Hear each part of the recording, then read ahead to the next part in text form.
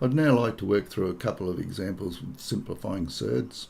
If we look at the first one, we've got two surds connected by a multiply at the top and two surds that are connected by a subtraction on the bottom. Now on the top we call that the numerator, and on the bottom we call that the denominator.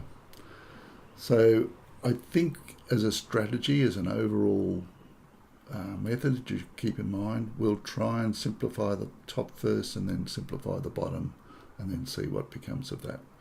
So when we're multiplying surds, we simply multiply the numbers together. So 2 times 3 is 6.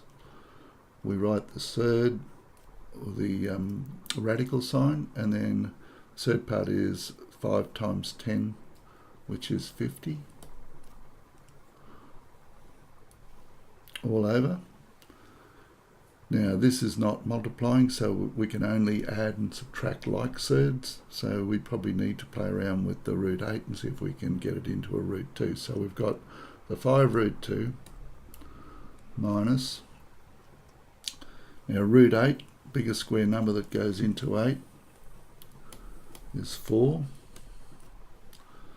So don't forget, when we've got the two radical signs joined together, that's just like the same as square root of 8, but we've split it into the two factors 4 and 2, and we do that because we know that's a square number and we can get the square root of 4 as 2. So let's just have a look at what we can do on the top. Once again, we can simplify root 50. A square number that'll go into 50 is 25, so that's root 25 root 2. 25 times 2 is 50. And then over, we've got to just leave the first one by itself, and then minus, now root 4 is 2 root 2. Just a little thing when you're setting out your solutions to questions and that, you should try and keep equals under equals as you go down the page. It's just a little thing to keep in mind, a little guide to keeping your work neat and tidy. So square root of 25 is 5, and that's why we picked the square number. And 6 times 5 is 30. And 5 root 2 minus 2 root 2 is 3 root 2. Now we look for things that will cancel. Root 2 goes into itself once. 3 into 3 goes once, 3 into 30 goes 10. We multiply out the numbers that aren't cancelled. 10 times 1 is 10. 1 times 1 is 1. And that is just simply the number 10. Second one,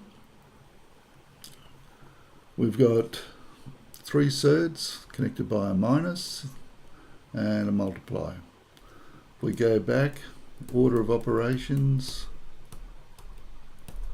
There's no brackets, there's no indexes, there is division and multiplication, so we're going to do that part of it first. So we got 25 root 6 minus, now we're going to do the multiplication. We multiply the two numbers at the front, 3 2s is 6. And then we can put that all underneath the same one. 12 times 8. 25 root 6 minus 6 times the square root of 8 12s and 96. We can only add and subtract like surds. This isn't like at the moment because we've got root 6 and root 96, so we look to see if we can simplify root 96. So we've got 25 root 6 minus 6. The biggest square number that goes into 96. Well, 4 will go into it, but I think we can go bigger than 4. 16 will go into 96. So it'll be root 16, and we say, well, okay, what are we going to multiply 16 by to get 96? And that'll be 6. 25 root 6 minus 6 times, now that's equal to 4. Square root of 16 is 4. 6 4s are 24. If you've got 25 of something and you take away 24 of something, you get one of those somethings, and those somethings are root 6s. We tend not to put the 1 at the front there, and we just write it as root 6.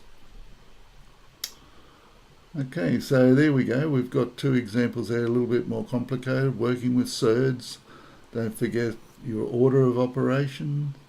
And then as a strategy for working with surds when you've got them as fractions, probably a good idea to try and simplify the numerator, simplify the denominator, and then see if we can cancel anything down at the end.